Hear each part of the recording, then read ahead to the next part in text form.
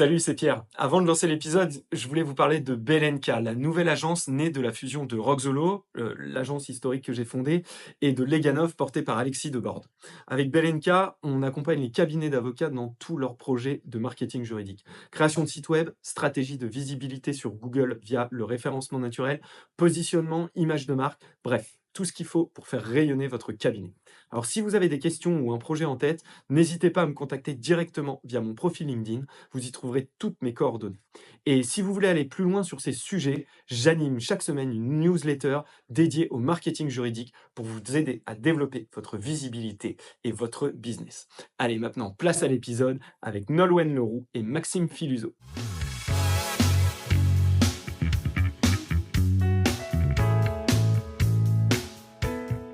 Bienvenue sur ce nouvel épisode de Quasar. Aujourd'hui, je reçois Maxime Filuso et Nolwenn Leroux, deux avocats que vous avez déjà dû voir sur les réseaux sociaux, que ce soit sur TikTok ou sur LinkedIn avec le récent banger que Maxime nous a sorti. Merci à vous d'être venus sur le podcast. Merci à vous de venir parler de votre expérience d'avocat sur les réseaux sociaux notamment. Et je vais vous laisser vous présenter. Honneur à toi, Nolwenn, en premier. Bon, ben voilà. Qu'est-ce que tu veux que je dise exactement en termes de présentation Raconte-nous peut-être un peu ton parcours, tu vois, ton premier cabinet, etc. Et comment t'es arrivé à faire le média Nolwenn News, qui va bientôt devenir le média de référence en droit de la famille en France, j'espère. Bravo. Écoute, on verra. Écoute, moi, j'ai commencé dans un cabinet... Enfin, j'ai fait des études de droit de la famille assez vite. Je me suis spécialisée en droit de la famille sur la fin de mes études. Bon, avant, ces parcours de droit classiques et pas très particuliers. J'ai commencé dans un cabinet de droit de la famille, donc dans le 17e, je rigole parce que c'était là où il y avait l'ancienne adresse de Maxime, cabinet de droit de la famille, où ça a confirmé que c'est ça que je voulais faire.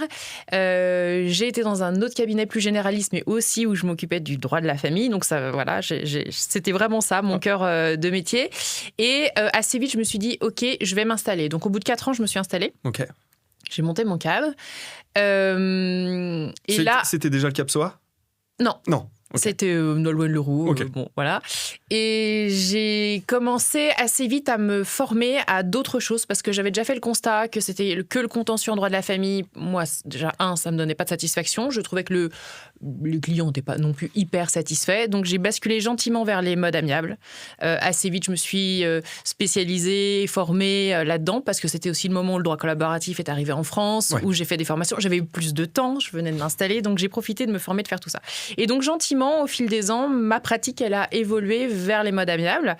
Et puis, au fur et à mesure du temps, j'ai assez vite embauché une collaboratrice, deux collaboratrices, etc. Et puis, l'année dernière, j'ai associé une de mes collaboratrices, donc Julie, et on a changé le nom du cabinet, justement, pour que ça ne soit pas Nolwenn Leroux, mais cabinet SOA pour Solutions Amiables. Voilà, donc on a fait ce long parcours. Bon, on se connaissait déjà depuis 20 ans, on bossait ensemble depuis 10 ans, donc c'était une suite logique. Voilà.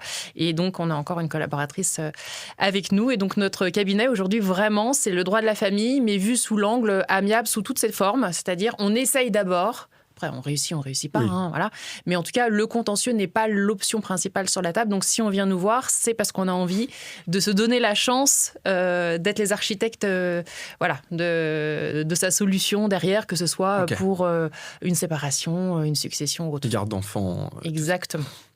Voilà. Et donc après, Nolwenn News, c'était une idée qui me trottait derrière la tête depuis longtemps. L'envie de faire autre chose, d'aller prendre une petite bouffée d'oxygène à côté, de me dire... et puis, j'avais envie de faire...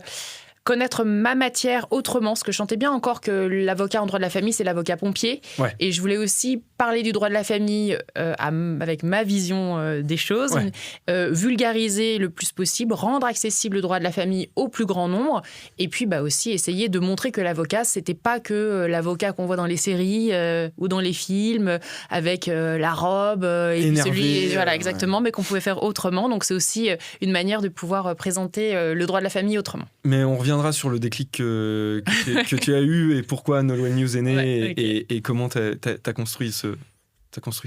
Maxime, difficile de passer après Nolwenn. Ah là, difficile de passer après Nolwenn, mais allons-y.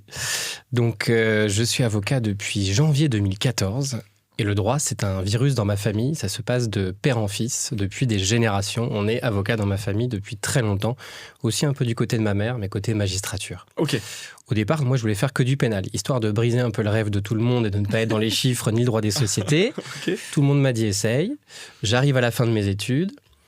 Je m'inscris au concours de commissaire de police, mais je n'y vais pas. Ok. Et je participe à des concours de plaidoirie que je gagne. Et je me suis La dit... conférence, la fameuse... Alors, pas la conférence. Non, non, non, non, non, non. Quand t'es étudiant, tu peux pas encore oui, faire c'est la vrai, conférence. pas encore. Donc, j'ai participé à des concours comme l'ISIAS ou des concours de droit pénal international interuniversitaire que j'ai gagné. Et je me suis dit, pourquoi ne pas faire un travail où je suis payé pour parler ? Et donc, avocat est revenu directement sur la table. Mon père m'a dit, c'est bien le pénal, fais un peu de droit des affaires aussi. Tu vas voir quand même, c'est pas mal les chiffres et puis les maths. Hein. Bon, ça te sauvera peut-être à un moment donné sur le droit des sociétés. Donc, j'ai refait 2 années en droit des affaires et me voilà avocat. Je carbure un peu dans le pénal quand même. Donc, je vais dans quelques cabinets sympas où on peut défendre des députés, des patrons du CAC 40. C'est génial. On voit des dossiers assez incroyables ou un majordome d'une certaine femme un peu fortunée. Enfin, incroyable comme dossier. Liliane ? Par exemple. Ça a été jugé, donc c'est public. C'est public, donc ça va. C'est assez incroyable, mais c'est des dossiers en fait que tu n'atteindras jamais quand tu es jeune collab. En fait. Bon, je repasse après sur le droit des sociétés et je trouve ça génial. Et je me dis, mais c'est génial en fait de pouvoir conseiller un entrepreneur dès le départ, du moment où il crée sa société tout seul ou à deux, et de le suivre dans toute sa vie entrepreneuriale. Jusqu'à la garde à vue parce que... Parfois. Pardon. Oui, parfois ça arrive, parfois quand ça dérape très très fort. Très très fort. Et au gré donc, de ces collaborations après en droit des sociétés, je travaille donc après au 51 rue Ampère, là où était l'adresse donc... de Nolwenn. Je suis dans un GIE qui s'appelle Antélis, on se développe tranquillement et je me dis qu'est-ce que je peux pendant ces années-là agrémenter ou comme challenge, qu'est-ce que je peux faire pour changer un peu ma manière de bosser. Donc je m'intéresse à des legal tech qui ont été incubés au barreau de Paris, donc je soutiens des levées de fonds, je m'intéresse à cet écosystème-là. Je deviens partenaire d'autres plateformes. Tu avais reçu je crois David Smadja, lui qui avait travaillé avec Captain Contrat. J'ai aussi travaillé avec eux pour comprendre en fait l'écosystème et comment on pouvait être bien référencé et être un peu le partenaire de ces start-upers. Et après, je me suis dit, dans mon approche, comment on pouvait vulgariser un peu le droit des affaires et le droit des sociétés. Ça en vient aux vidéos que je publie donc sur LinkedIn depuis quelques semaines. C'est ce que mes clients me disaient toujours, c'est Maxime, t'es bien gentil avec ton statut et ton pacte, mais en fait, on n'y comprend rien. Un pacte d'associé, c'est comme un contrat d'assurance qu'on ne lit jamais. On ne lit jamais les petits astérix. Et surtout, quand ça va mal, on n'arrive pas à l'ouvrir. On ne sait pas quelle clause aller voir. Et je me suis dit, mais il y a forcément quelque chose à faire. C'est ce que disait Nolwenn tout à l'heure. C'est pas juste la marque pro-cabinet. C'est se dire, mais comment je peux faire pour démocratiser l'accès à ce droit des sociétés et faire des vidéos constructives, des petites capsules où la personne peut comprendre tout de suite le message. T'avais commencé avec des posts quand même qui avaient une bonne portée. Oui, tout à fait. Ça, mais la vidéo, bon, on va en discuter plus précisément, mais la vidéo devient un peu le format principal pour la communication. T'as d'autres avocats en affaires, Violaine Schmidt, qui vulgarise très bien les notions de pacte d'associés, de structuration juridique, etc., qui est plutôt sur du schéma animé en legal design, qui est super bien fait, pour le coup. Tout à fait, je la suis depuis très longtemps, et tous ces posts, en fait, sont exceptionnel de précision, c'est-à-dire qu'il y a un long texte bien expliqué pour les sachants, mais le schéma derrière explique tout en 2 secondes, donc c'est millimétré, c'est parfait. C'est ça, donc vous l'aurez compris aujourd'hui, l'objet de ce podcast, j'arrive même plus à le dire maintenant, de ce podcast, de ce podcast-ci, va être la communication de l'avocat, mais vraiment poussée à son paroxysme, et limite, on va aborder un changement de paradigme où l'avocat et toujours avocat, parce que vous resterez toujours avocat, mais où on va commencer à toucher ce qu'on appelle l'avocat influenceur et le changement de modèle, comme on peut le voir. Comme on peut le voir avec... Je sais pas, ça fait bizarre en fait. C'est un peu bizarre. Alors, on va essayer de ne pas le vulgariser, ce terme d'avocat influenceur, de ne pas tomber dans ce qu'on peut voir des influenceurs qui vendent des toilettes portatives ou des choses comme ça. On va essayer, et même, on va prendre aussi en exemple des avocats qui étaient là bien avant vous, des Avi Bitton, des mecs, toujours là, hein. qui est toujours là, pardon. Avi, t'es toujours là. Quand même. mais non, il y a des avocats qui ont pris les réseaux sociaux très en amont, il y a 5-6 ans, qui ont commencé à produire du contenu et qui se retrouvent aujourd'hui à être beaucoup moins avocats qu'influenceurs et qui génèrent des revenus, etc. Donc, on va commencer Nolwenn. Toi, ton déclic, ça a été quoi quand tu t'es dit Nolwenn News? T'as commencé à le dire, j'avais besoin d'une bouffée d'air. Ouais. Mais c'est quoi derrière cette bouffée d'air-là? Qu'est-ce que tu... C'était, en fait, moi, le droit de la famille, on baigne dans le conflit des gens quand même, beaucoup. Ouais. Ça faisait 20 ans. Donc, j'ai fait un bilan de compétences parce que je commence à en avoir un petit peu marre, au point de me dire, je vais arrêter, je vais faire carrément autre chose, mais vraiment carrément autre chose. Je vais arrêter d'être avocate. Monitrice de ski? Non, alors là, j'en suis très très loin, mais tu vois, plus restauration, bistrot à vin, enfin, toi, c'est plus dans mon créneau. Non, mais quelque chose qui n'avait rien à voir parce que justement, j'étais arrivée à un moment de saturation. Et quand j'ai fait ce bilan de compétences, il en est ressorti qu'en réalité, j'étais pas encore tout à fait prête à quitter le droit de la famille et ou la profession, même si j'aimais ce que je faisais, la profession, j'étais pas particulièrement attachée, mais j'aimais quand même transmettre, faire des choses pour ma profession. Et donc, c'est vrai que je me suis dit, pourquoi pas faire autrement ? C'est-à-dire que le quotidien me pèse, mais ça n'empêche pas de pouvoir parler du droit de la famille, faire en sorte justement de faire ce que j'aime, mais autrement. Donc faire un gros pas de côté. Et donc, quand j'ai pensé justement à ça, au début, c'était une idée un peu vague quand même. Ouais. Tu vois, c'était le pas de côté. C'est pas très, très défini. Ça reste avec des contours flous. Et puis, quand tu commences à travailler avec Alexis Debord, notamment, toute la team de Leganov, que tu commences à rentrer dans le sujet, on dit, on va faire un média. On va faire un média et ça implique des vidéos. Alors, la première fois, j'étais quand même, des vidéos. Non, mais c'est toi qui vas être sur les... Ah, pardon. Je n'avais pas compris. C'est-à-dire qu'au début, c'était des vidéos, t'imagines un média, donc c'est pas forcément toi, c'est plein d'autres choses, c'est plein d'autres gens, enfin bon, tu vois, j'imaginais, et puis mais non, faut l'incarner, puis d'ailleurs, le nom, ça va être Nolwenn News, machin, bon. Donc, il y a eu le petit moment de flottement, parce que c'était pas vraiment quelque chose que j'envisageais, d'être derrière la caméra et de faire ça, et puis en même temps, je me suis dit, pourquoi pas? Why not, quoi, testons, on verra bien. C'est vrai que j'avais été, pour le coup, à des conférences où il y avait, on parlait des avocats influenceurs parce que c'est aussi très vendeur, où j'avais vu qu'il y avait des confrères qui s'étaient lancés, qui avaient fait des choses, qui avaient l'air de trouver ça plutôt bien. J'étais regardé ce qu'ils faisaient. Bon, il y a des choses qui me plaisaient, d'autres moins, mais je me suis dit, au moins ils tentent, quoi. À la limite, on n'est pas obligé d'être tous raccords. D'ailleurs, c'est plutôt bien qu'il y ait des manières de faire différentes. Allons-y, quoi. Et en fait, je trouve que c'est un super moyen de communication pour faire passer des messages. Ouais. Et j'étais assez bluffée, effectivement, de me dire... Au début, j'y croyais pas. Je me suis dit, mais les gens vont regarder le droit. Est-ce qu'ils vont vraiment regarder? Et en fait, oui, et notamment sur TikTok, pour le coup. Mais incroyable. Pourquoi ils regardent? Parce qu'en fait, les seuls sachants, et c'est plutôt mon point de vue, c'est que les seuls sachants en droit, ce sont les avocats ou des étudiants en droit. Mais...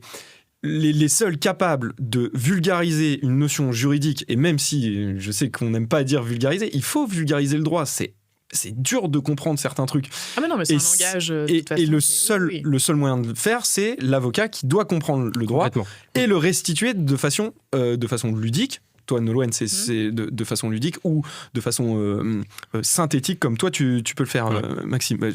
Je te donne la parole. Toi, qu'est-ce qui a déclenché cette envie de partager le droit? Parce que, juste un dernier truc, les matières civilistes, comme le droit de la famille, le droit pénal, on s'adresse à un marché de masse, beaucoup de justiciables, tout à fait. Et ça va toucher un peu n'importe qui. Le droit des affaires, on a beaucoup d'entrepreneurs en France. Il y a combien d'entreprises en France? Il y en a un paquet quand même. Il y en a un paquet. La SAS s'est passée même devant la SARL. Ça se compte en millions maintenant en termes de sociétés créées. Donc si tu veux, c'est colossal le marché. Donc au final, on a un parallèle à faire entre le justiciable civiliste qui est dans son quotidien et maintenant l'entrepreneur qui est en auto-entreprise et que toi, tu vas pouvoir toucher. Donc voilà, c'était le petit parallèle.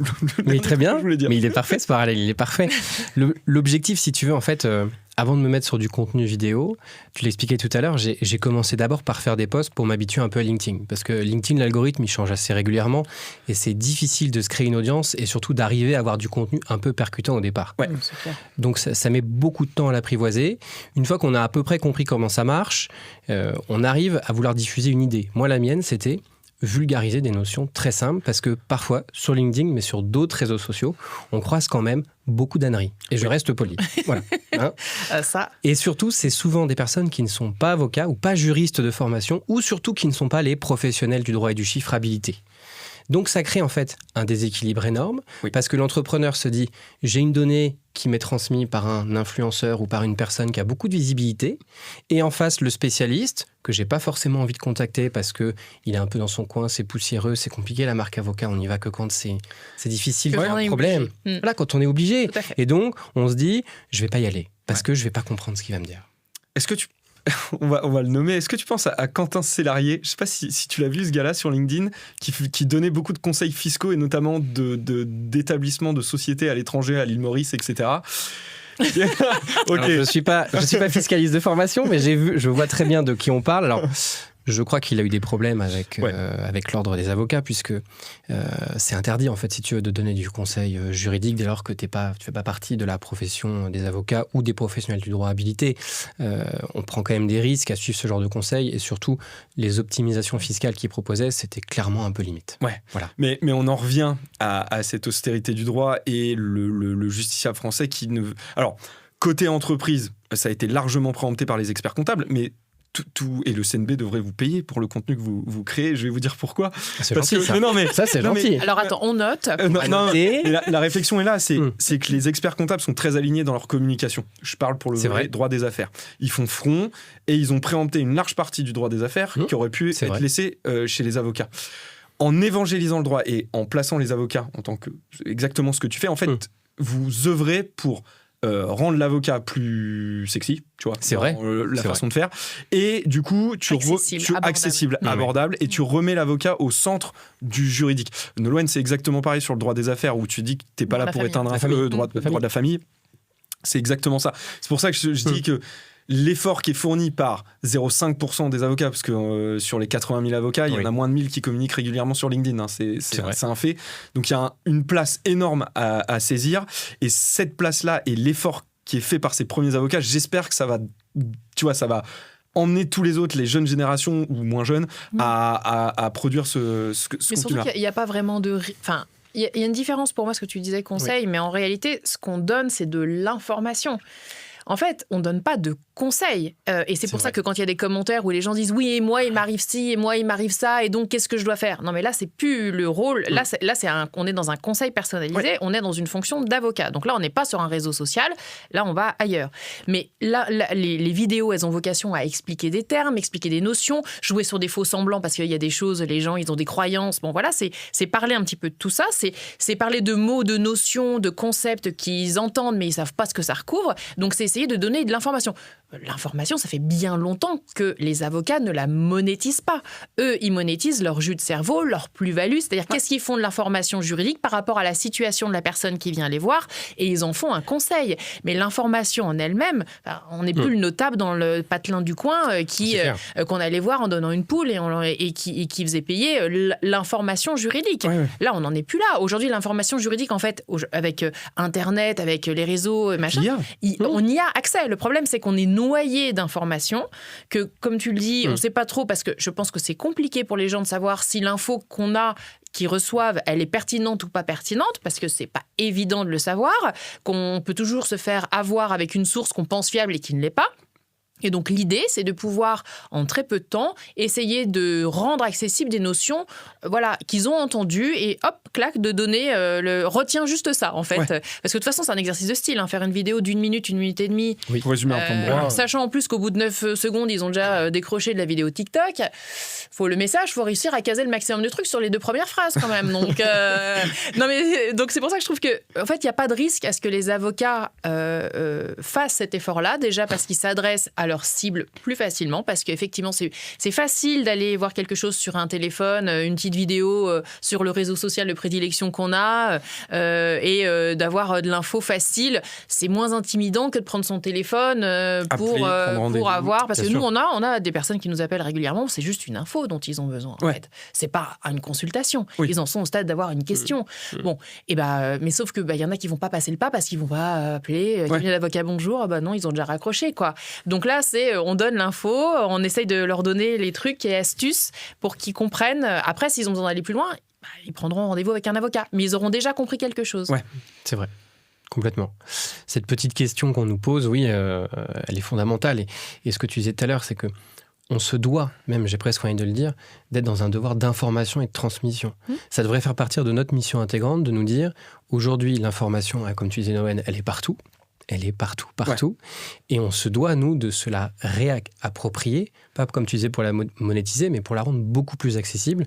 Et surtout pour que le client se dise, l'avocat, c'est pas le pompier, en fait. Ouais. C'est pas celui qui éteint le feu. Je peux le prendre dès le départ à tous les niveaux, que ce soit pour créer ma société ou pour savoir comment je vais me marier, me paxer, ou comment j'ai organisé ma transmission, ou gérer mes enfants. Et ça se joue dès le départ, en fait. C'est pas que quand le conflit arrive ou quand il y a une difficulté ou quand on a signé le mauvais document qu'on a auto-généré soi-même, puisque que ce soit en droit de la famille ou en droit des affaires, on peut créer sa boîte, se paxer, voilà, pour 250 balles ou pour 3 fois rien. Et c'est pas le problème du prix, en fait. C'est que, moi, c'est ce que j'essaye de dire, par exemple, la première vidéo que j'ai faite, c'est créer ma société en ligne. Est-ce que c'est une bonne idée ? Et j'ai essayé de faire comprendre aux futurs clients ou entrepreneurs que ce qu'ils achètent en ligne, c'est pas un service, en fait. Ils achètent juste un produit. Oui. Un produit qui a été auto-généré par une IA, qui est très bien faite au demeurant, avec un formulaire. Mais s'ils veulent à un moment donné savoir que la clause 1 qu'ils ont ajoutée, elle est peut-être en contradiction avec la clause 2 ou qu'elle est tellement générique qu'elle ça va colle pas à leur situation. Voilà. Je me souviens très bien du post d'Hugo Benz qui faisait de l'influence pour Legal Place, de mémoire, ou Start. C'était l'un ou l'autre. Start, un des deux. Et où je t'avais tagué parce que c'était... en fait, je sais pas pourquoi l'objet du post était il n'y a pas besoin de passer par un avocat pour créer sa société quand on a et pour s'associer. Mais en fait, si je l'ai fait pour ma première boîte, je l'ai fait moi-même. Mon pack j'ai pas de pack d'associés, j'ai avec des statuts. J'ai fini avec Tchadi en situation de blocage débile parce qu'on avait fait 50-50 sur une société. Et c'est là où tu te dis, mais je me serais évité un stress en prenant une consulte à 500 balles pour faire mon truc et pour caler le... Mais c'est ça, en fait, qui manque souvent, je pense, dans les réflexes, c'est qu'on a encore des images qui collent. L'avocat, c'est quelqu'un, on ne comprend rien. Ouais, c'est vrai. C'est du charabia. 2, c'est extrêmement cher. Et on ne voit pas l'intérêt de payer cher ce charabia. Bon, donc moi je pense que c'est sur ces 2 axes qu'il y a un gros travail à faire. C'est que, déjà, on peut expliquer les choses. Et moi, je sais que je passe un temps infini en rendez-vous à expliquer. Je veux être sûre que les gens ont compris. En plus, moi, quand ils viennent me voir, ils sont dans un état émotionnel où ils sont quand même au fond du trou. Ils vont pas bien. Donc, leur expliquer des notions juridiques, ça fait beaucoup d'informations. Mais en plus, c'est des notions, quand on doit parler de liquidation de régime matrimonial, là, on les a un peu perdus. Donc, d'essayer de plus simplement possible de faire passer le message. Mais surtout, je trouve que le 2e axe, c'est de pouvoir dire que aller voir un avocat, c'est au moins se faire expliquer les choses, expliquer ses droits, comprendre par rapport à sa propre situation ce qu'on va pouvoir en faire. Et ça, c'est hyper important. Moi, il y a plein de choses où je dis aux clients, vous savez, vous allez y aller seul devant le juge aux affaires familiales parce que là, c'est une histoire de pension alimentaire. Et effectivement, vous demandez une augmentation de 50 € par mois. Ça ne vaut pas le coup que je vous assiste. En revanche, je vais vous expliquer comment vous allez faire pour donner toutes les chances pour que ça fonctionne. Vous allez consulter votre dossier comme ci, comme ça. À l'audience, vous allez vous présenter comme ci, comme ça. Vous allez faire les choses comme ci. Un dossier, voilà. Et vous allez pouvoir faire les choses seul. Mais au moins, on a passé 1 heure ensemble et vous repartez avec tout ce qui va bien. Et je pense que là, on est pile poil dans le rôle, c'est-à-dire qu'on a expliqué les choses par rapport à une situation pour un coût qui reste le prix d'une consultation, donc raisonnable, et derrière, la personne, elle va pouvoir faire seule en sachant à quoi s'attendre et donner toutes les chances de son côté. Et effectivement, elle avait vu des choses sur Internet, mais ce n'était pas suffisant. Et après, le problème, c'est qu'ils viennent nous voir généralement quand ils sont loupés la première fois. Oui, ça arrive souvent. Ça. C'est-à-dire que donc, quand ils sont pris les pieds dans le tapis en première instance, ce qu'ils ont voulu faire seuls, ils viennent nous voir et après, il faut tout rectifier. Mais parfois, ça n'est pas possible. Ça n'est pas possible. Donc, je trouve que le réflexe d'aller voir l'avocat en amont, de faire l'effort d'aller dire « je vais me renseigner ». Je ferai bien après ce que je veux, mais au moins, je vais me renseigner. C'est quand même hyper important. Et c'est pour ça que nous, à l'IDFP, on est en train de réfléchir à une autre manière de pratiquer le droit de la famille, notamment, et c'est l'avocat conseil des familles. C'est-à-dire l'avocat qui est au fil de l'évolution d'une famille, qui va pouvoir le conseiller tout au long de l'évolution par rapport à des questions. Et c'est-à-dire qu'on n'attend pas que ça devienne un problème. Il y a une question, il y a une interrogation à un moment donné. On a envie de savoir et si et ça, ou il y a des changements de vie, parce qu'il y a des moments, pareil, on peut avoir une union très jeune et puis à un moment avoir monté une boîte, s'expatrier, faire des choses qu'au début, c'était pas prévu comme ça. Et est-ce que du coup, ma situation, il faut pas que je la fasse évoluer ? Parce que si on le fait pas, quand on vient nous voir 20 ans après et que ça n'a pas été fait, il n'y a pas de baguette magique. Et que donc, c'est vrai que si on arrive à faire changer aussi un peu des mentalités, je trouve que par le biais des vidéos, par le biais d'avoir une posture qui est différente, c'est déjà énorme. Moi, j'ai découvert que ma femme devait signer l'acte de cession de l'agence quand on a vendu. Quand t'as vendu, oui. Quand j'ai vendu, je ne savais pas. Donc, c'était, elle aurait pu dire non. Elle était contente aussi. Ouais, elle était contente parce que la période d'avant n'avait pas été très cool. Oui, donc, c'était un peu le soulagement. Mais tu vois, je parle justement de période pas cool. Pareil, toi, tu dois retrouver des entrepreneurs dans un état, soit quand il y a des questions d'argent, c'est une source de stress qui est infinie. Là, je vais d'ailleurs citer un de vos confrères, c'est François-Dominique Vaujas, qui a monté son cabinet à Bordeaux. Ma première session de l'agence se passe mal. Je me retrouve à poil, mais littéralement, difficile de payer les équipes. Enfin voilà, ça a été une mauvaise situation. On avait un emprunt en plus sur la société. Ouais. Juste, je l'ai appelé, je dis François, est-ce que je comprends rien au prêt, au contrat de prêt. Est-ce que je suis caution, pas caution. Enfin voilà, puis t'as la tête dans un tunnel, tu vois, t'as tellement de choses à gérer. En fait, il m'a dit, mais no stress, t'as pas de dette, t'es pas personnellement redevable. Au pire, tu plantes. Et tu vas faire une liquidation judiciaire, ça va être un peu relou. S'ils peuvent te retoquer peut-être sur ça, mais t'es pas exposé, donc. Souffle, ça va aller, tu vas pouvoir gérer ton truc et d'un coup tu reprends une posture où t'es bon, ok, c'est bon, je vais pouvoir, et ça te remet un peu l'idée, et c'est ce que tu dis sur l'avocat de famille, tu vois, de pouvoir poser une question simple, d'avoir une réponse juste à une interrogation avant de se monter le crâne, etc. Je te rejoins. Mais dans cette approche, on est obligé de se rendre plus accessible. On voit souvent sur les réseaux sociaux et surtout sur LinkedIn, est-ce que le premier rendez-vous doit être gratuit pour l'avocat ? Ça fait un débat qui est c'est un débat colossal. Qui est dur depuis des années. Oui, j'ai l'impression que ce débat, il existe depuis toujours. En fait, même quand j'étais à l'école du barreau, on me disait non, jamais, il faut absolument que ce soit tarifé. Et d'autres qui disaient, mais non, il faut que vous ayez des clients, c'est une approche commerciale, etc. En fait, chacun fait un peu ce qu'il veut, mais en fait, alors si je dis ça, on va tronquer la vidéo et on va dire Maxime Filuso dit que chacun fait ce qu'il veut, ou alors il n'est pas pour le rendez-vous payant. Alors t'es pour ou t'es pas pour ? Mais en fait, ça va même au-delà de ça, c'est qu'il faut construire en fait sa politique commerciale autour d'une approche où le client il peut venir poser une question simple pendant 5, 10 ou 15 minutes pour faire le point. Quand je reçois moi un client, je lui dis si pendant 1 heure tu vas devoir me payer 250 € hors taxe et que sa question elle dure 5 minutes, le client s'il a payé, il aura l'impression de s'être fait enfler. Mais bien sûr. Alors que si je lui dis, viens pendant 10 minutes, pose le cadre, raconte-moi ton histoire. Par téléphone. Même par téléphone. Moi, je fais toujours par téléphone. Téléphone visio. Non. Viens à mon bureau, ça fait longtemps que je ne vois plus mes clients. Ils viennent quasiment plus maintenant. Mais 5-10 minutes, on pose le cadre. Et est-ce que cette question, en 2 secondes, je peux trouver la réponse ? Si je la trouve, ok, pas besoin de facturer. Si en revanche, il faut analyser un pacte, des statuts, un contrat, ou prendre le temps de traduire et on sait que ça va prendre plus d'1 quart d'heure, à ce moment-là, on est des entrepreneurs. On est entre pros, on peut dire de manière très claire, voilà ce que ça va coûter. Le client décide oui, non, oui, ok, on avance, non, c'est pas grave, allez voir à la concurrence, c'est pas très grave. Nous, on a eu le cas avec le cabinet de ma femme, donc droit pénal, gros volume, parce que voilà, c'est le calendrier de ma femme était bourré de rendez-vous qui n'étaient pas honorés. C'est un enfer. Donc ça, c'est relou. Donc on a dit quoi ? On a dit, ok, on va faire payer la première consulte. En ligne, prise de rendez-vous, tu payes via Stripe. Mais ce qui se passe, c'est si le rendez-vous dure 10 minutes et que la réponse a été apportée, s'il y a une ouverture de dossier, la consultation est déduite des honoraires du dossier. Et sinon, ça nous est déjà arrivé de rembourser des rendez-vous. Oui, tu rembourses, bien sûr. Pourquoi ? Parce que derrière un avis Google, il m'a pris 96 € pour 5 minutes de rendez-vous. Ça n'a pas de sens. Ça n'a aucun sens. Mais on paye aussi. Enfin, on paye. Je dis on comme si j'étais avocat, mais non. Je suis juste le marketeur des avocats. Mais vous payez aussi les mauvaises pratiques de beaucoup de cabinets durant de nombreuses années. C'est sûr. Tu vois, des cabinets où on va te facturer un pacte d'associés. On en revient au truc de Legal Place, etc. En 2016, quand les Legal Tech elles sont arrivées en France, c'était aussi pour dire les avocats, arrêtez de facturer 1 500 € un pacte d'associés qui a été réchauffé 100 fois et sur lequel il n'y a plus une grosse valeur ajoutée aujourd'hui. Tu vois, je comprends, j'entends, ouais.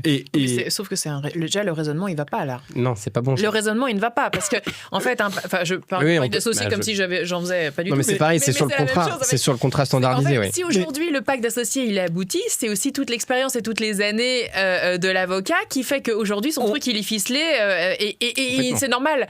Qu'il vend pas les 5 minutes où il va s'assurer que ça colle par rapport à la nouvelle situation.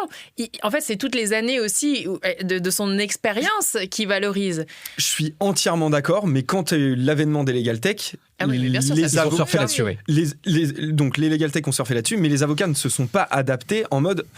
Au final, le raisonnement est certes tu as toutes ces années, c'est pour ça que tu sors un pack d'associés rapidement et qui est fiable, mais quand même, il y a eu de l'abus sur certains trucs où tu avais des statuts qui étaient standardisés et tu retrouvais des je l'ai vu, littéralement le nom de la société qui avait servi pour le pacte d'avant ou le truc d'avant. Non mais là ça c'est pas normal. Bon voilà. Mais c'est le process qui est à revoir là, Pierre, là-dessus.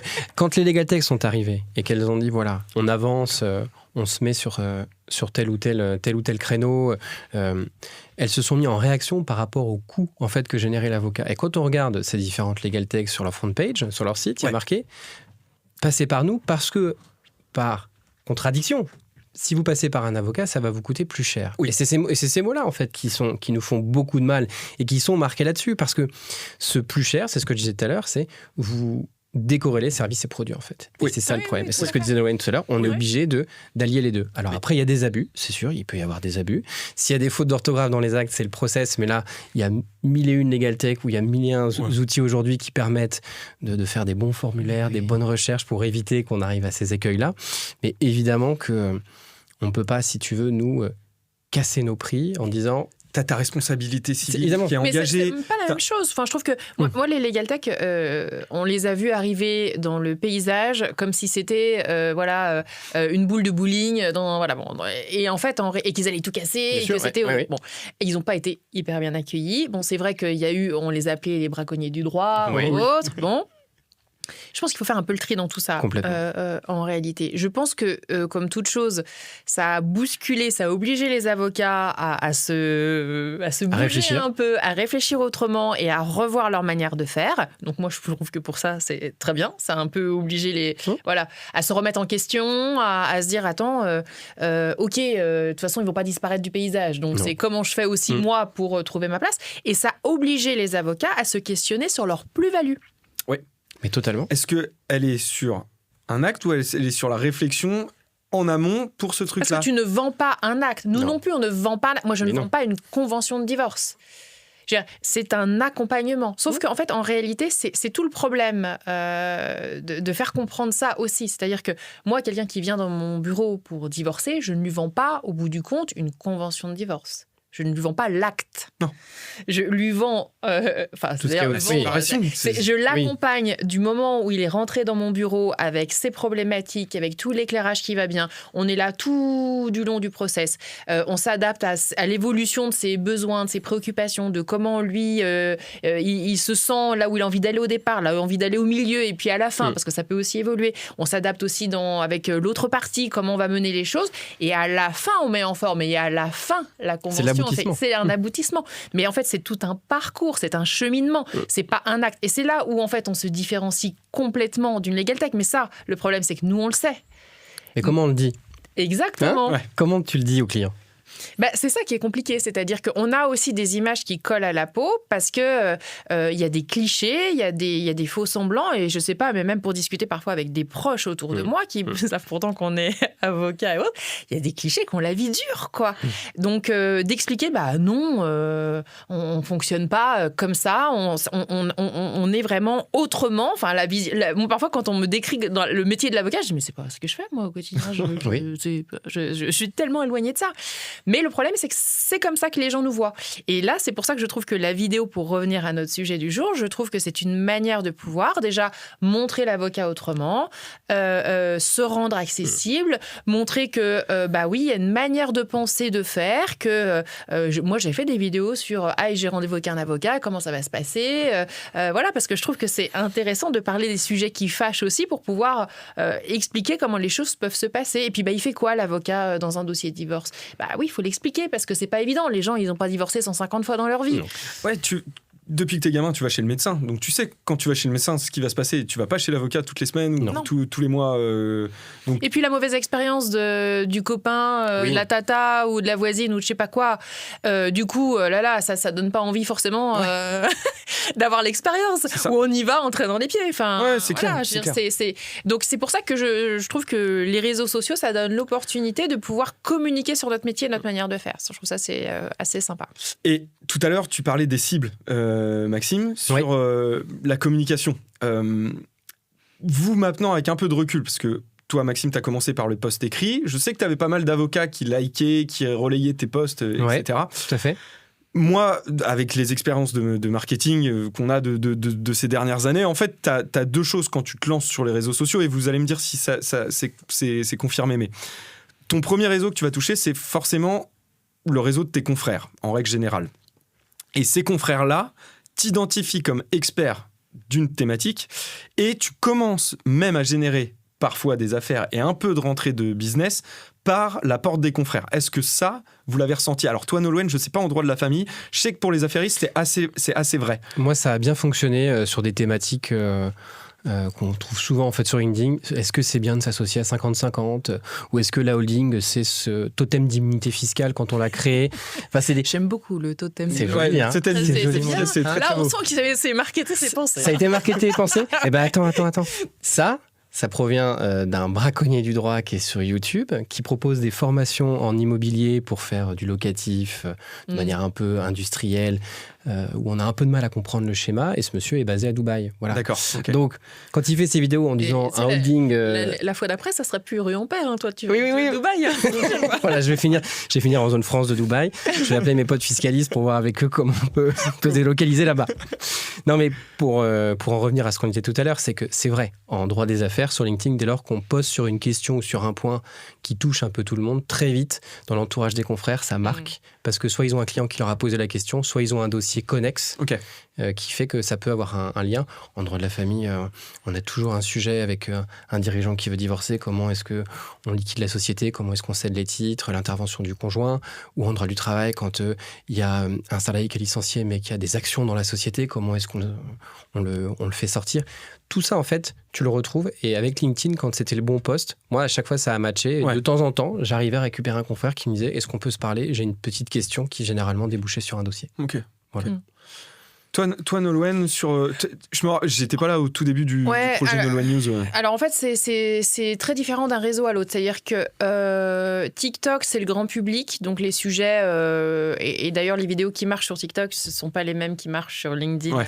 Et voilà. Sur TikTok, c'est grand public, donc là, c'est vraiment les questions de la vie quotidienne qui fonctionnent bien. Sur LinkedIn, ça fait très peu de temps finalement qu'on peut faire des vidéos quand on regarde, c'est il y a quelques mois. Le format est mis en avant depuis quelques mois. Voilà. Oui. Mais donc du coup, on voit plus de vidéos. Avant, c'était quand même que du post écrit. C'était chiant, quoi. Ouais. Donc là, au moins, c'est un peu vivant. Et là, c'est les vidéos. C'est pour le coup, c'est assez surprenant. C'est-à-dire que c'est pas forcément celle sur laquelle on aurait misé qui fonctionne bien. Ouais. Moi, je sens quand même sur LinkedIn. C'est plus professionnel sur LinkedIn. Ouais. Il y a quand même beaucoup de confrères ou de notaires ou de professionnels du droit ou des médiateurs ou autres qui regardent. Ça regarde beaucoup. Ça like très peu. C'est ce que j'allais dire. En droit de la famille, toi, tu es dans un domaine qui est... Là, on sent qu'on regarde. Je sais parce que je vois le nombre de personnes qui regardent. Ou, voilà. Par rapport l'impression, le nombre d'impressions des vidéos et des posts par rapport au nombre de likes, on sent bien qu'il y a une différence. Et le cercle, les personnes qui likent, c'est un cercle proche, quoi. Ouais. C'est les personnes, voilà. Mais moi, j'avais quand même pour volonté que Nolwenn News il soit validé par mes pairs. Je ne voulais pas faire ce média-là de droit de la famille sans avoir l'aval de mes pairs. C'était important que les autres avocats ou les autres professionnels, les notaires ou autres du droit de la famille, parce que je veux valoriser ces professionnels qui bossent comme des damnés pour faire en sorte que les familles aillent mieux ou du moins mal possible dans des situations compliquées. Je voulais vraiment qu'ils soient valorisés et donc je voulais avoir leur aval. C'est-à-dire que ce que je fais, ça ne soit pas décrié. Bien sûr. Et j'ai eu cet aval-là parce que j'ai essayé d'avoir des retours quand je l'ai lancé le média par des personnes qui m'étaient proches, mais pour avoir vraiment un vrai retour concret et puis constructif. Ouais. Mais j'ai eu ce retour-là positif. Mais je sais que ça regarde beaucoup du coin de l'œil. Bon, c'est pas aussi, je pense, marqué. Il y a plus peut-être de jalousie ou de regarder, tiens, qu'est-ce qu'elle fait Il y a aussi du copie, des copies beaucoup. Alors, copier une vidéo, c'est compliqué. Non, pas copier des vidéos, mais des manières de faire ou autre. Alors ça se voit. C'est vrai, ça se voit. Surtout avec l'IA où c'est quand même assez simple de reproduire du contenu. Je suis bien placé pour le savoir. Avec bien le truc. Mais donc ça se voit, tu vois, quand il y a quelqu'un qui repompe des idées. Tiens, tu dis, ah bah tiens, ma vidéo finalement, elle a plu puisque le post le lendemain ou le surlendemain, tu vois un post sur le même thème, même sujet, machin, c'est assez drôle. Mais la notion d'éthique, elle est assez importante. On va revenir rapidement sur le procès de Muriel Pénicaud et de tout ce qui s'est passé de médiatique autour des déclarations des avocats sur les réseaux sociaux. Ce que tu dis, l'aval de tes pairs, l'aval de tes pairs, des confrères, etc.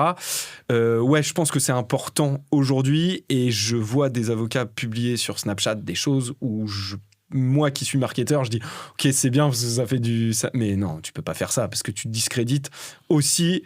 Je dis pas que l'avocat a une posture, tu vois, mais on est en perte de reconnaissance de l'avocat. Aujourd'hui, je pense, chez les justiciables, quand même, vous êtes pas toujours bien payé, enfin, pas toujours payé. Il y a quand même il faut garder un niveau de qualité et c'est obligatoire. D'éthique autour de ça.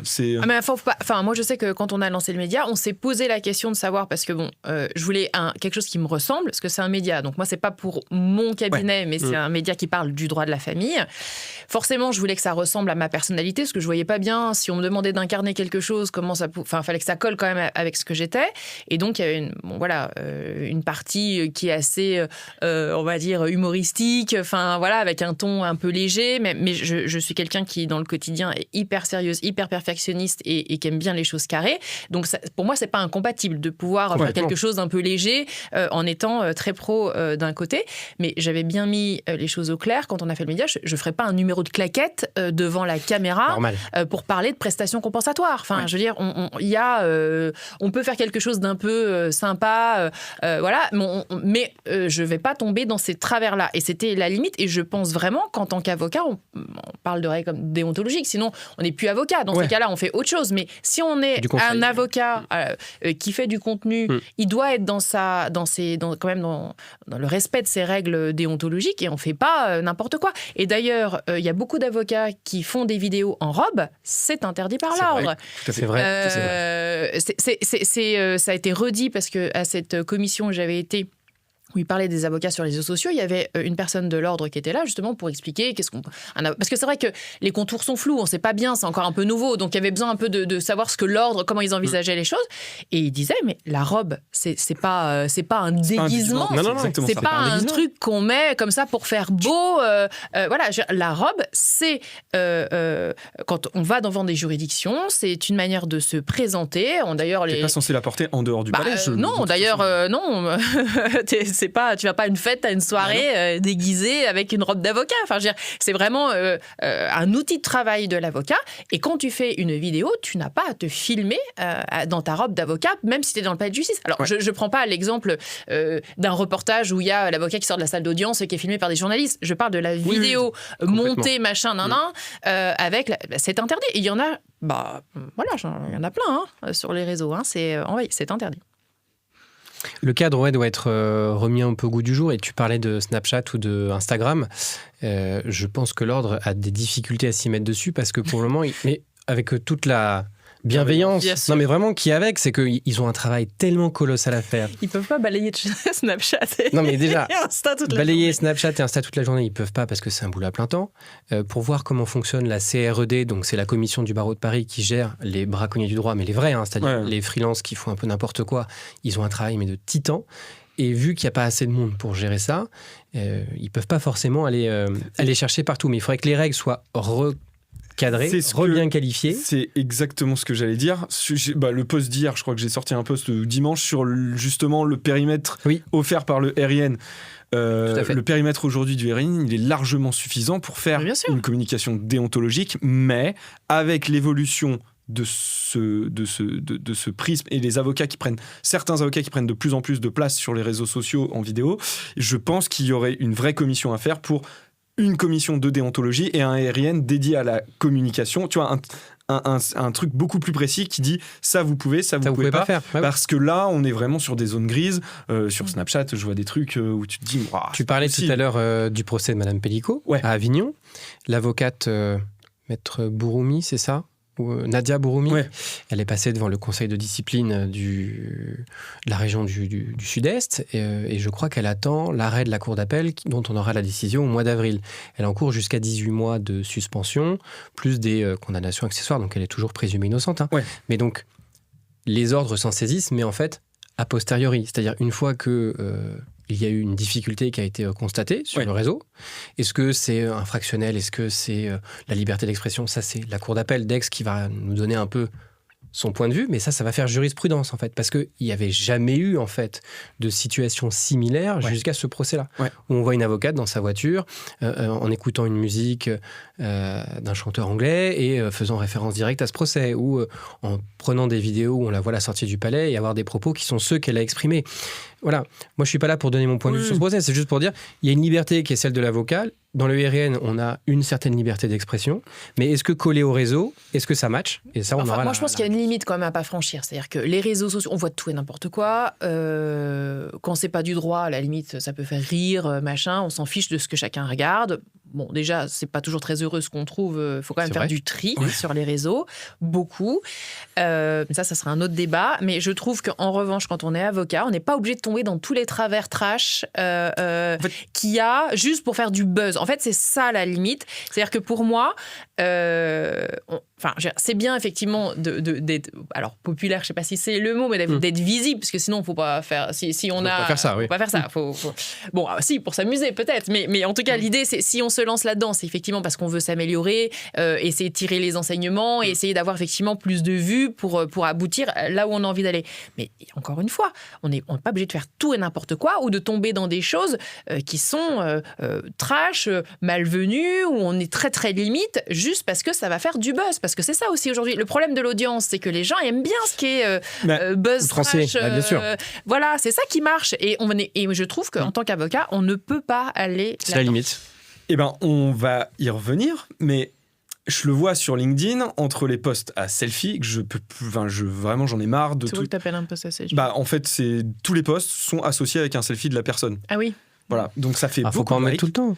Voilà, mais ça fait beaucoup de likes, c'est bien, mais est-ce que ça rapporte du business ? Non. Là, aujourd'hui, tout est prouvé pour dire que 300 likes, ça veut pas dire que ça rapporte du business derrière. Alors que moi, j'ai une portée qui est sommaire, tu vois, des posts à 4000, 5000 d'impressions, avec 20 likes ou 25 likes, sauf que ces posts-là, qui sont techniques, me rapportent du business. Et c'est là où je te rejoins, Nolwenn. Ça sert à quoi de faire du buzz quand t'es avocat si ça ne te ramène pas de business ou si intrinsèquement ça ne te rapporte rien. Tu vois, ou du business qui ne colle pas à ta cible. Exactement. En fait, encore une fois, c'est ça, parce qu'on parlait, je trouve que c'est très intéressant ta démarche de te dire, par exemple, si tu t'adresses à des gens, notamment des start-upers ou autres, il faut être dans leur écosystème pour parler au public auquel tu t'adresses. Bon, voilà. Moi, c'est pareil, quand je suis sur TikTok et que je parle, c'est pour toucher le plus grand public par rapport à des sujets qui les concernent tous. On est tous concernés à un moment ou à un autre à un problème de droit de la famille dans sa vie. Alors, sans que ce soit une grosse crise. Des questions de droit de la famille, on s'en pose tous les jours. Donc, c'est bien d'être à cet endroit-là. Mais pour autant, voilà, je pense que si l'idée, c'est de faire du buzz, le problème, c'est quoi ? C'est que tu vas attirer effectivement beaucoup de monde. Et vous dites, c'est machin. Mais est-ce que c'est ce que tu as envie d'avoir dans ton cabinet ? Non, pas forcément. Et si pour après, moi, je retombe sur cette réunion où il y avait des avocats influenceurs, ils disaient, bah oui, alors du coup, j'ai une secrétaire, j'étais obligée de l'embaucher à temps plein, machin, etc., elle répond au téléphone toute la journée parce que du coup, elle doit filtrer.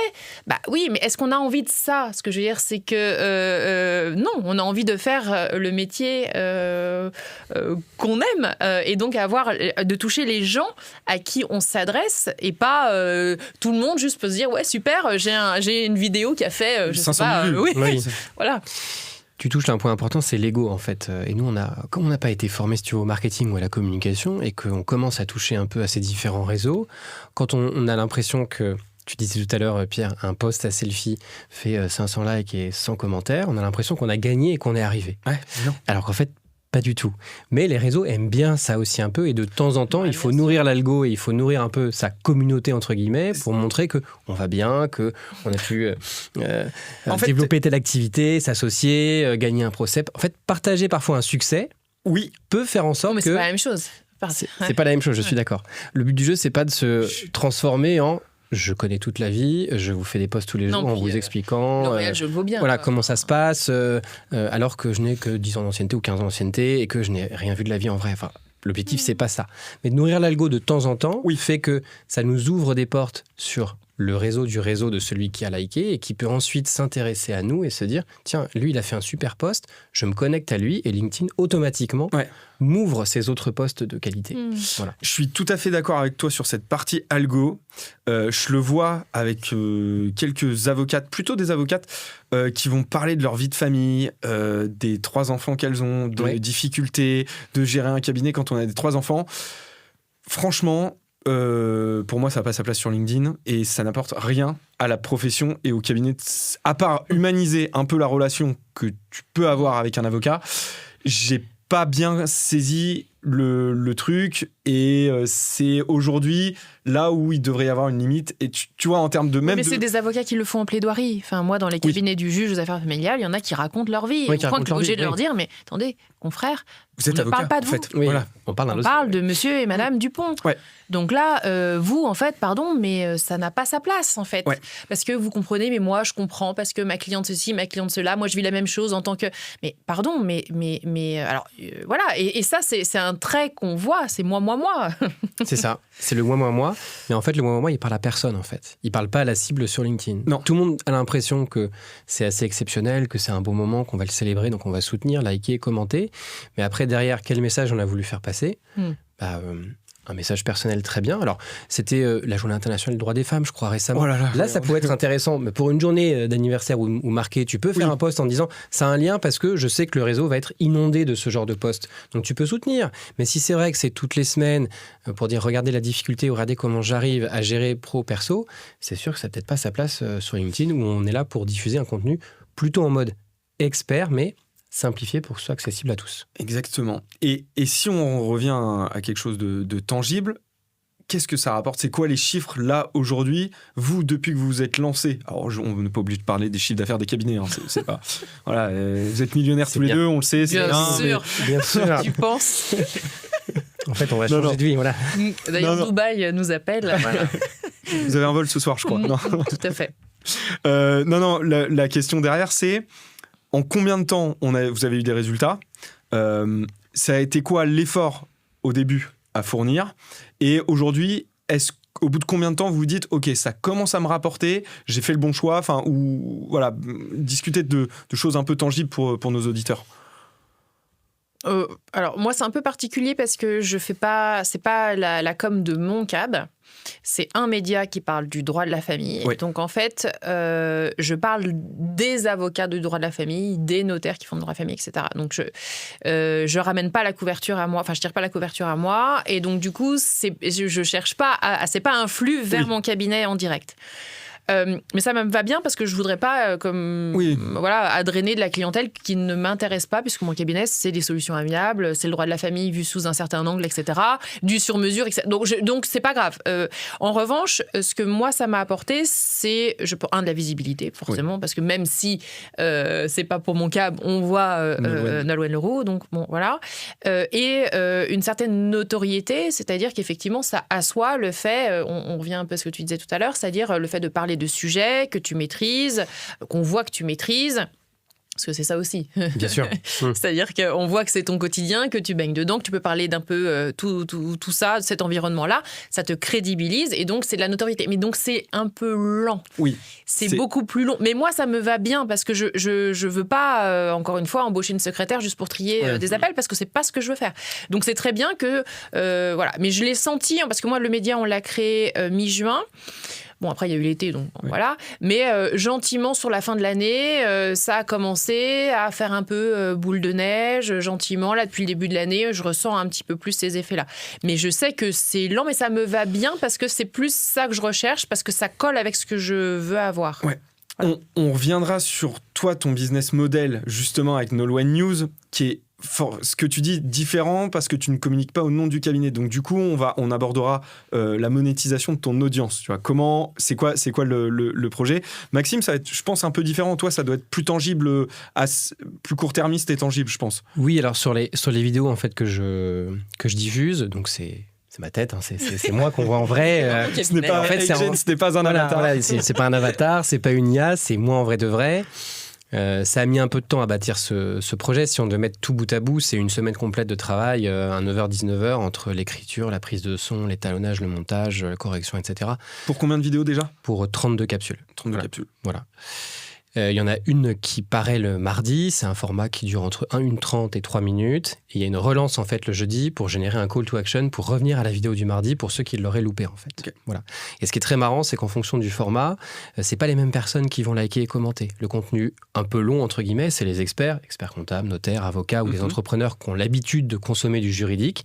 Et le format très court, c'est justement pas du tout en fait nos pairs. Pas du tout. C'est des personnes un peu hors réseau qui vont voir ça, qui trouvent un format très court, très flash qu'ils ont consommé immédiatement sur leur téléphone et ils mettent un pouce, un commentaire. Okay. Et sur les retours, pour chaque vidéo publiée, là j'en suis à la 5e, c'est à peu près 2-3 prises de rendez-vous à chaque vidéo et un qui se convertit en client derrière. Okay. Voilà.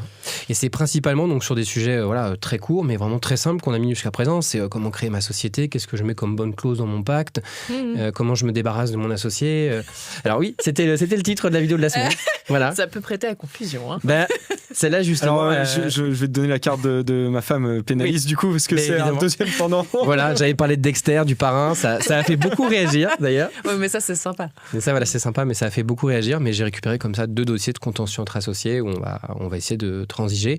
Alors, c'est pas quantifiable en termes d'argent pour le moment, mais en termes de retour, en fait, on sent que les gens m'identifient sur quelques questions, en fait, que eux se posent. Et ce qui est assez chouette aussi, c'est quand on va commenter d'autres posts de d'autres personnes, on est reconnu, en fait, en commentant. Les gens soutiennent le commentaire et parfois nous écrivent aussi. Donc, pardon. Oui, fait de taper, oui. Donc, je refais la phrase. Quand on va commenter, en fait, d'autres posts, en fait, on est reconnu pour notre autorité et automatiquement, en fait, on a parfois d'autres clients qui arrivent ou d'autres confrères qui nous recommandent parce qu'on a commenté à tel ou tel endroit. Qui est très clair. Là, moi, je rajoute ma couche de marketeur dessus. Oui, la production de contenu, le résultat n'est pas immédiat, mais est long. Enfin, ça prend c'est long terme. Ça prend un peu de temps, mais c'est très long-termiste derrière. Qu'on parle de SEO, une fois qu'on a positionné des pages, elles peuvent rester 6-9 mois sans faire grand-chose. Donc, c'est cette résilience-là quand on se lance dans la production de contenu. Mais il ne faut pas se lancer dans la production de contenu sans avoir à réfléchir à la cible et à ce qu'on veut faire paraître, parce que c'est là où on fait un peu n'importe quoi. On s'épuise dans cette production-là.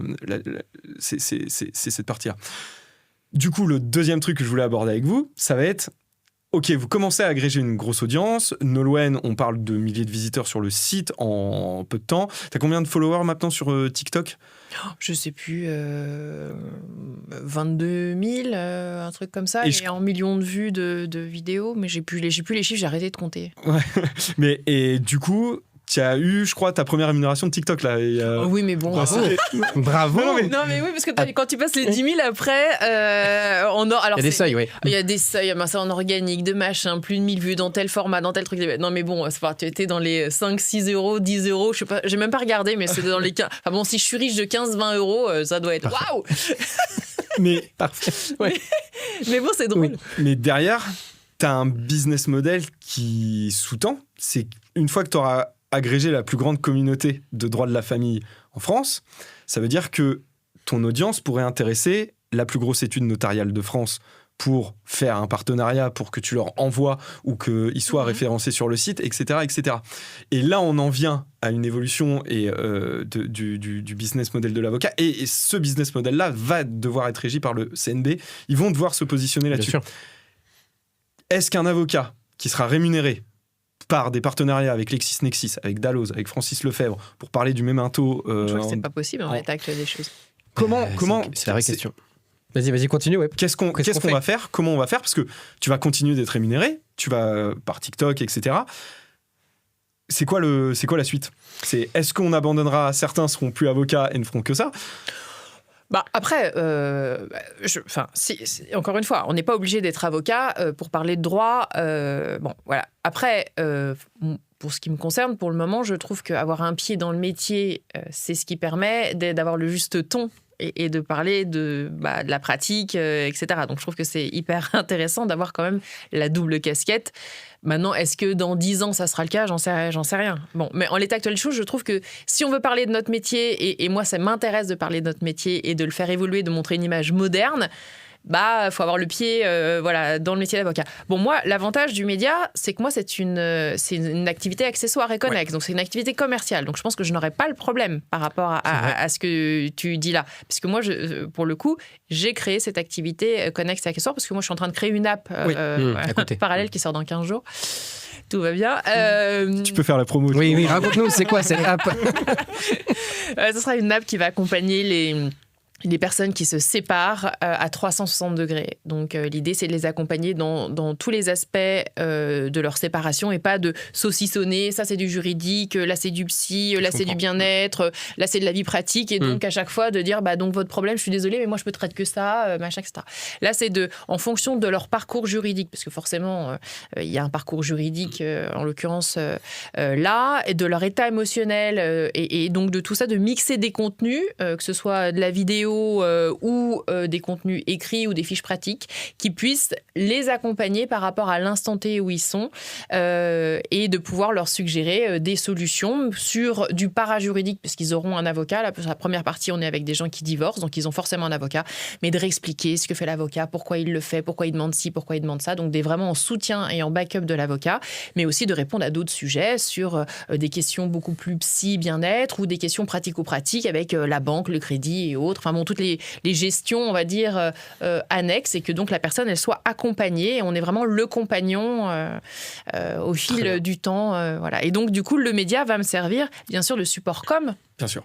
Donc, c'était un des enjeux, mais tu m'ouvres des perspectives avec le fait de créer une communauté et la monétiser derrière. L'objet de la monétisation, il est hyper important. C'est que si tu agrèges 45 000 personnes qui ont des problématiques juridiques et que d'autres acteurs sont intéressés par cette cible-là. Toi, Maxime, c'est pareil. Tu vas agréger une communauté d'entrepreneurs. Ça veut dire que Abby, un logiciel de comptabilité, pourrait tout à fait te demander de faire un post pour expliquer en quoi avoir un bon logiciel de comptabilité, c'est mais là, on retombe dans les influenceurs de Dubaï qui vendent... Non, t'en as certains qui le font. Par exemple, t'as des comptes de conseillers en gestion de patrimoine sur LinkedIn qui ont, par exemple, noué des partenariats avec une plateforme qui s'appelle Trade Republic, voilà, qui a vachement la cote pour faire de l'investissement, qui est tout à fait régulé. Je ne suis pas en train de faire de la promotion pour les services d'investissement, pas du tout. C'est régulé, c'est bien fait. Il a pris 500 €. Oui, c'est ça, voilà, bam, il l'a casé. Et j'en remets 10% pour Pierre. Merci, voilà. Et n'oubliez pas d'ouvrir votre compte. Non, c'est pas vrai. Non, mais c'est vrai que tu poses une vraie question. Le poste sponsorisé, est-ce que, en tant qu'avocat, j'ai le droit de le faire ? Aujourd'hui, j'ai pas la réponse. L'idéal, c'est peut-être d'isoler l'activité d'influenceur dans un side project ou dans une autre société pour la considérer comme connexe et accessoire. Et encore que, il faudrait que le CNB et ou l'Ordre des avocats de Paris nous donnent son avis là-dessus. Parce que c'est une vraie question. Et ça va être un sujet qu'on va aborder, nous, à l'agence, avec la fusion récente de Leganov et de Roxolo, les deux agences. C'est un segment qu'on va aller explorer, justement, sur l'accompagnement des avocats influenceurs, entre guillemets. C'est dès lors qu'on a une communauté et qu'on souhaite la monétiser, qu'est-ce qu'on doit faire, qu'est-ce qu'on peut faire, qu'est-ce qu'on ne peut pas faire, et comment on peut se servir de cette communauté-là pour driver la croissance de son cabinet. Ça reste du droit, ça reste de la vulgarisation, et ça reste, tant que c'est éthique, on en revient à cette notion d'éthique, bien sûr. Ça servira à la profession. Je reviens juste, j'ai oublié d'en parler. Mais on va faire la com du CNB dans pas longtemps. Bientôt. Justement, j'allais faire le pont avec la com du CNB. Je ne sais pas si vous vous rappelez du spot publicitaire de l'année dernière ou d'il y a 2 ans. C'était en noir et blanc. Des gens qui avaient l'air très tristes, qui étaient filmés au ralenti en slow motion et qui disaient, et le slogan était « Faites appel à un avocat avant d'en arriver à ce stade-là ». Enfin, en fait, ça donnait tout sauf avoir envie d'aller voir l'avocat.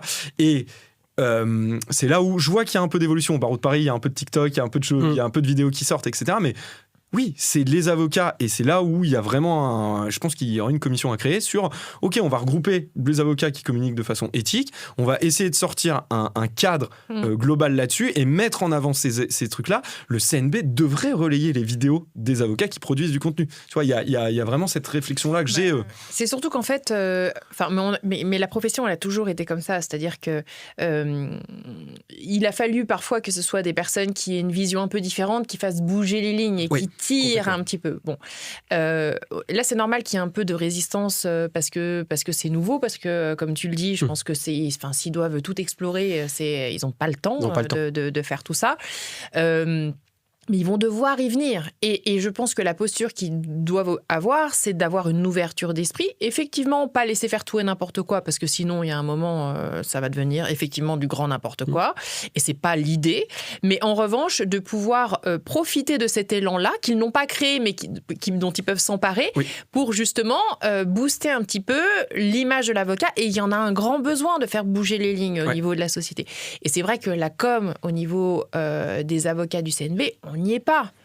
Quand je vois la com que font les notaires, moi qui elles sont très très drôle. Moi j'adore. Enfin c'est tout à fait le type d'humour que j'aime. Donc je trouve que c'est très réussi et c'est assez génial. Et nous, en comparaison, je dis pas qu'il n'y a pas des efforts qui ont été faits. Je dis qu'on tombe à côté. Et en plus, quand on voit sur tous les groupes qu'il y a sur les réseaux Facebook et autres, avocats entre nous ou autres, où il y a les publications qui ressortent et qui sont commentées, la profession n'adhère pas du tout à l'image qui est donnée. C'est ça. J'ai envie de dire, du coup, comment on fait il faut bien quand même qu'on communique, et effectivement qu'on arrête d'être avec une communication has-been. Je suis pas, j'ai pas la clé, mais je dis qu'en revanche, une des clés, c'est peut-être effectivement de profiter de gens qui se sont lancés, qui ont fait des expériences qui marchent pas, qui ont un peu de recul sur ça, qui en fait, on a le pouls. Parce qu'on voit bien d'un réseau à l'autre. Moi, j'ai vu des vidéos qu'on a faites où je parlais avec d'autres confrères du métier d'avocat en droit de la famille. Et je vois les commentaires qu'il y avait avec des gens qui racontaient leurs expériences catastrophiques avec des avocats. Bon, il y en a toujours et il y en aura toujours. Oui, il y en aura toujours. Mais ce que je veux dire, c'est que ça permet d'avoir ce pouls-là, de comprendre comment les gens nous voient. Parce que moi, quand je lisais les commentaires, je disais, mais c'est tellement loin de ce que moi, je vis et de ma manière de faire. Et je me dis, c'est quand même intéressant parce que ça veut dire quand même que ça, c'est là. Et du coup, tu peux te servir de ça pour créer une com qui contrecarre ça. Qui colle à ton image. C'est ça. On arrive au bout de déjà cette heure et quart, je crois, de podcast. C'est passé très vite. Ce que je vous propose, c'est que on se reparle peut-être dans 6 mois, à la rentrée en septembre. Très bien. On fait un petit point sur votre communauté, où est-ce que vous en êtes, et on va reprendre la discussion sur l'avocat influenceur. S'il faut faire le podcast à Dubaï, on le fera à Dubaï. C'est pas un souci. Vous serez les bienvenus. On sera au bord de la piscine. Voilà. Et puis en plus, ça tombera bien. On aura pris un petit peu le soleil. On sera bronzé, on sera impeccable. Non, mais je vous remercie encore pour ces discussions sans langue de bois, sur votre rapport, sur la communication, sur ce que vous faites et votre vision de l'évolution du métier, et notamment sur les réseaux. Et on se retrouve très rapidement pour un prochain épisode. Merci à tous. Merci à toi. Merci Pierre. Allez, à très vite. À très vite. À bientôt.